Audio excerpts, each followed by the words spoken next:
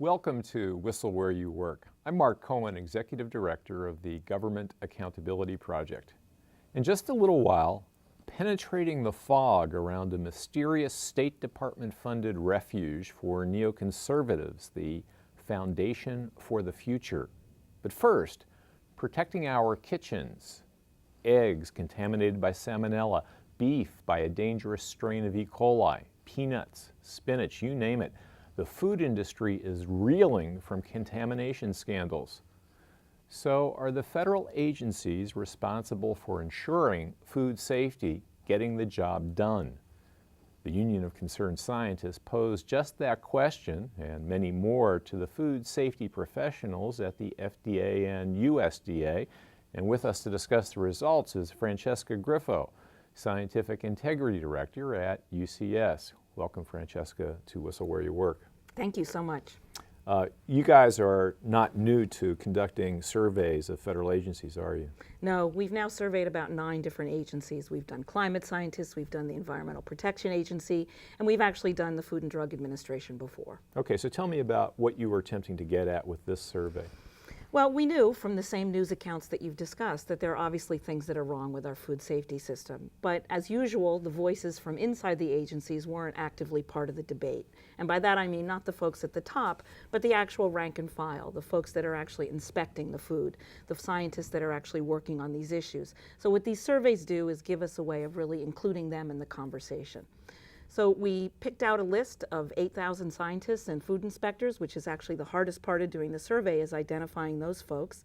We had a really good collaboration with Iowa State University, their Center for Survey Statistics, and working with them, put together a survey instrument and sent it out. And so you sent it out to thousands of people. About 8,000. At FDA and USDA. How many results did you get? We had over 1,000 folks come back. Actually, differs from question to question, different amounts of responses. But we had about a 21.6 response rate, which is quite good for a survey like this. And how does that compare to your past surveys? A little bit higher. Interesting. And so I have to ask you about possible bias in the survey, because the Union of Concerned Scientists does have a public profile in the scientific community. You have a reputation. People know you're out there on certain issues. Would that not affect who would be interested in responding to your survey? Well, you know, we try very hard to minimize that effect. By working with Iowa State University, we actually don't have the data. They collect the data, they process it, and they send it to us, so we can't mess with it that way. We try to have scientific integrity of our own. But I think what's really important is that Iowa worked with us on the phrasing of the questions. And then in looking at the results, there is an open-ended essay question at the end. And when you look at those responses in those essay questions, which are all on our website, you don't see that we had responses from angry, cantankerous people. In fact, the responses come back, and you can hear it in their words in these essays, from scientists who care, from inspectors who are worried about the system. On the other hand, we had some very positive results. We had a very large number of folks come back to us and say, we do think about public health. Public health really matters. So if we had just captured the embittered, you know, I don't think we would have gotten those kind of responses. Okay, so let's talk about the specifics. Tell me about some of the most important findings in the survey. Well, I think the top line findings are that we didn't just find political interference, but we found political interference and corporate interference. And I think, interestingly, interference by Congress and interference by, you know, other nonprofits. So everybody's got an act in this game. Everybody wants to influence it, and it's very hard for the folks at the agencies to push back against that influence. Okay, so what does interference mean in this context? It means lots of things, but I think in terms of Congress, for example, we had instances where members of Congress who had large food facilities, processing facilities in their districts would go to the top levels of FDA and say, hey, back off. You know, we don't want these inspections turning this stuff up. We don't want this particular company being closed down. And the connections, you know, are obvious. I mean, these large companies are, you know, making donations to campaigns and then going to their decision makers and saying, help, you know, we're being regulated. Well, of course they're being regulated. That's how you and I have safe food. Was that an anomalous finding, or was there a significant number of instances where employees at FDA or USDA said that there was interference of that kind? There were hundreds who reported that. And this would be interference by Congress, interference by Interference by Congress. There were hundreds alone that reported that interference by Congress. But isn't that in some ways appropriate? Isn't that what Congress is there for, to look out for constituents? Congress is there to open up an investigation, to ask questions. Congress is not there to ask the agency to put the science aside and not make the best decision that is the most protective decision of the American public. Okay, but what about business interference?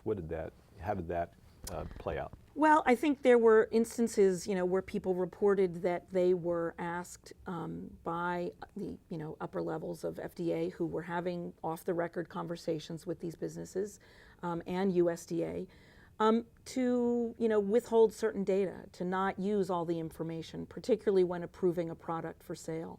And that's a problem. Obviously, we want all the information to be there. We want scientists, inspectors, all of these folks to feel like if they see a problem, that they have a place to go with those issues and really talk about them. Mm-hmm. You also did a little bit of looking at the impact of the so-called revolving door, people going from industry to government, government to industry. What did you find there?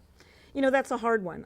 We found some instances of where a lot of people are freely moving back and forth between the food safety industries and the government agencies that regulate them. Now, on its face, that sounds like a terrible thing, but I'm not sure it's always terrible. I think it's just something that has to be disclosed completely so that we know which employees are doing that, and we can sort of look at that in the context of their job performance.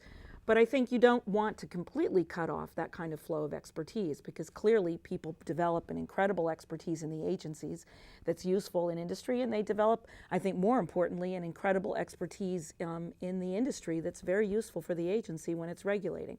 But it is certainly something that needs to be watched carefully.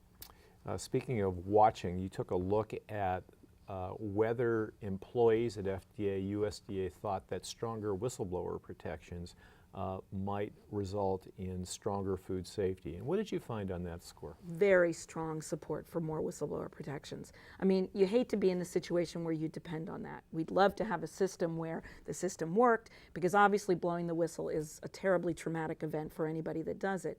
But in this case, what we did find was that, there were many, many workers who really wanted to have those protections, because clearly they were seeing things that they wanted to talk about.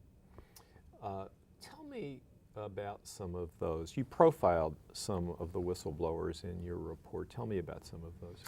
Well, there were a number of them. I mean, in a general sense, without talking about specifics, I think these were people who were in the food industry, on the line, watching what was going on, and had deep, deep concerns about it. Things like practices that were not protective of public health. For example, instances where there were large vats used to cleanse carcasses, and those vats were contaminated and the water was contaminated, so even if you have clean carcasses, the fecal matter ends up contaminating the whole batch. I mean, that's a huge problem, and we were very fortunate to have people come forward to the Government Accountability Project to really reveal those stories, which were very useful to us, especially useful because we understood those stories when we were putting the survey together, and it was really helpful to know what we were trying to understand. Okay, so tell me about some of the take-home messages of the survey to you. Well, I think the take-home message is a number of things. I mean, Congress is obviously working hard to try and get something done legislatively, but I think when we go take a step back and really look at the political interference issues. You're talking about the Food Modernization Act. I am. And you say that they're working hard to get this done. I think some people would argue maybe that they're not working quite hard enough because it hasn't gotten done. Yeah, I think that's right. I mean, I think there are things in that piece of legislation that will give the Food and Drug Administration more resources, more authority, very important pieces of this so that they can actually step in. And those whistleblower protections. And those whistleblower protections, absolutely. Yeah. And of course, those whistleblower protections we're working to try and get on a number of fronts. It's a challenge. It's a huge challenge.